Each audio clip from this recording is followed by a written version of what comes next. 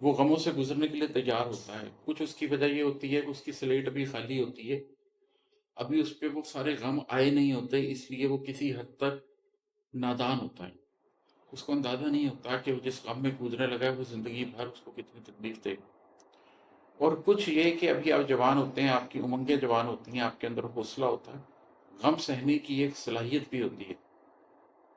لیکن جب وقت گزر جاتا ہے، جب آپ زندگی کے 15 20 25 30 سال ایسے گزار دیتے ہیں جس میں آپ غموں کے تھپیڑوں سے گزرتے ہیں، تو پھر آپ کبھی کبھی اپنے آپ سے جو سوال پوچھتے ہیں کہ کہو پہلی سی وہ قوت نہیں باقی رہی دل میں؟ آپ کے دل کے اندر وہ قوت ہی باقی نہیں رہتی کہ آپ کس طریقے سے مزید غم برداشت کر سکیں گے۔ وہ last round the camels back والی سچویشن ہوتی ہے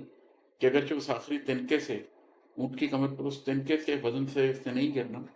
لیکن اس پہ پہلے اتنا وزن ڈال دیا گیا ہے کہ اب مزید ایک تنکے سے بھی وہ اونٹ نیچے گر سکتا ہے۔ کہو اس عمر میں غم کمانے سے گریزاں ہو، تو پھر زندگی کا ایک ایسا موڑ آتا ہے، زندگی کا ایک ایسا وقت آتا ہے جب آپ کہتے ہو کہ اب میں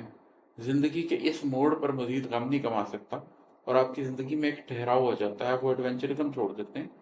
اور پھر آپ نئے غم نہیں پالتے، ہاں پرانے غم لے کر ان کو نبھانا آپ خوب جانتے ہیں، اور پھر ان کو آپ نبھاتے ہیں۔ اور ہے کہ اگرچہ جانتے ہو میرے منزل صرف تم خود ہو،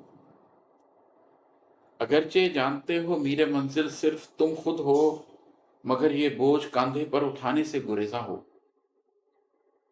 میری زندگی میں ایک ایسا موڑ آیا جب مجھے یہ بات سمجھ آنی شروع ہو گئی کہ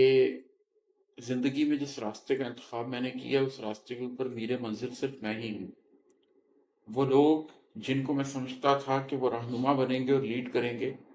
معلوم ہوا کہ وہ تو راہزن تھے، وہ رہنمائی نہیں کریں گے۔ وہ لوگ جن کو میں سمجھتا تھا کہ وہ ہم سفر ہیں اور ساتھ چلیں گے، معلوم ہوا کہ وہ تو سفر کی صعوبتوں سے تھک گئے ہیں، اور کسی نہ کسی موڑ پر وہ چھٹتے چلے گئے ہیں، لوگ آپ کے ساتھ نہیں ہیں۔ اور پھر یہ معلوم ہوا کہ اس راستے کے اوپر یا تو میں چلوں گا یا وہ چلے گا جو میرے پیچھے چلے گا، میرے منزل مجھے ہی بننا پڑے گا۔